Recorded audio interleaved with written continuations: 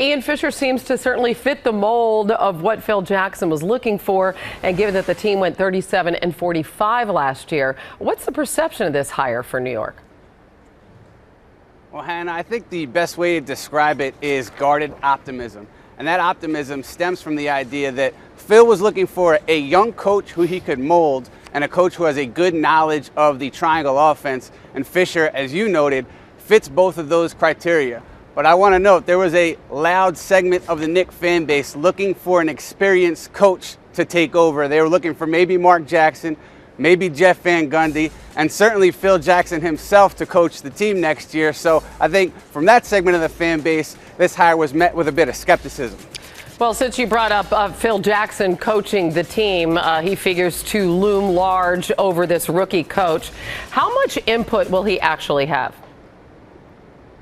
Well, I'm told, Hannah, that Phil will be very hands-on initially, specifically in training camp. He's going to have a big role in implementing the triangle offense, in teaching the Knicks this triangle offense. You know, that offense is very nuanced, and there's no better man to teach it than Phil Jackson. And beyond training camp, I think he's always going to be in Derek Fisher's ear, and what better man to learn the coaching profession from than Phil Jackson, a guy who's won an NBA record 11 titles.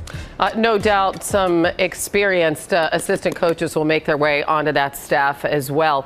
And the big question for New York now is what impact this decision might have on Carmelo Anthony and his decision whether to stay or opt for free agency. That's always the big question, isn't it, Anna? I think that though this coaching hire will have a minimal impact on Carmelo's decision. Carmelo has said again and again that his top priority is to win. So I think the first factor he's going to take into account is if he thinks Phil Jackson can rebuild this roster over the next year or two into a perennial championship contender. And obviously money will factor in too. Carmelo can make $30 million more if he signs with the Knicks than if he were to sign with another team. If the coaching hire does factor in, I would think it would be a net positive because Fisher is widely respected among his peers.